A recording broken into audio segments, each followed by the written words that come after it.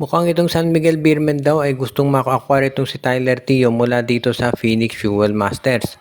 At ang magiging kapalit daw nito ay itong si Jeron Teng. Straight up yung trade na mangyayari.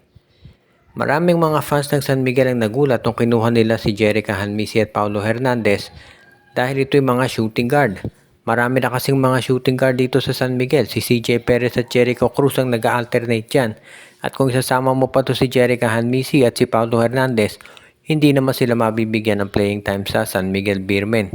So yan ngayon yung nakikita natin na magiging problema dito.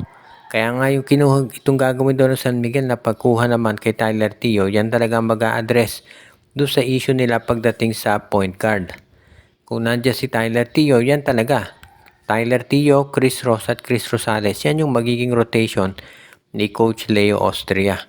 Kaya sa tingin ko, yan yung gagawin talaga nila sa darating pa na mga conferences. Kung sakasakali nga na ito'y matuloy, hindi na ako magugulat talaga kung itong San Miguel Beermen magiging mas maganda yung itatakbo ng kanilang laro.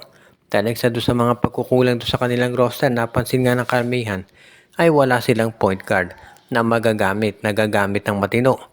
Kaya nga yung pagdagdag nitong si Tyler Teo dyan magiging malaki para dito sa San Miguel Beermen. Sa ngayon, kung itong Tyler Teo for Jeron Teng trade ang pag-uusapan, sa tingin ko papayag si Coach Charles Chu. Alam natin na madalas gamiting guard ngayon si Evan Nelly at itong si Francis Escandor. Plus, nangangailangan sila ng isa pang scorer na makatutulong kay Richie Rivero.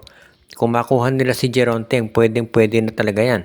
Dahil itong si Rivero, si Teng, mga heavy scorers yan. Kung idadagdag mo pa itong si Kai Balungay at of course si Jason Perkins, medyo matindi na yan para dito sa Phoenix kaya hindi naman sila malulugi sa trade na ito.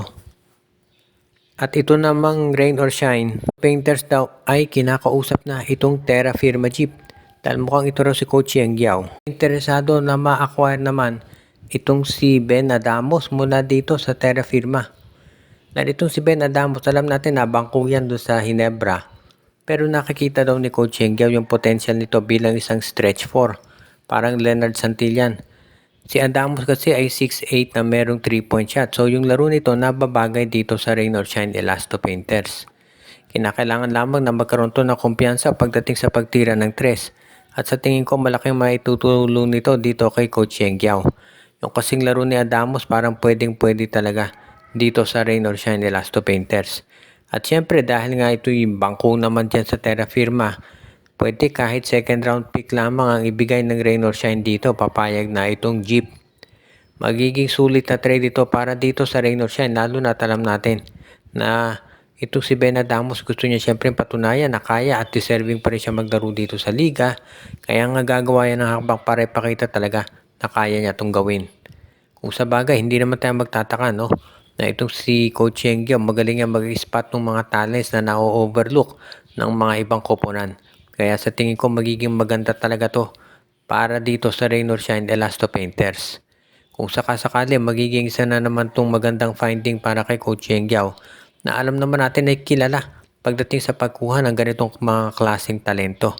Kaya hindi na ako magugulat kung magiging isa to sa mga aabangan talaga ng marami. Dahil sa tingin ko magiging malaking tulong ito para dito sa Rain or Shine kung makukuha nga nila itong si Ben Adamos.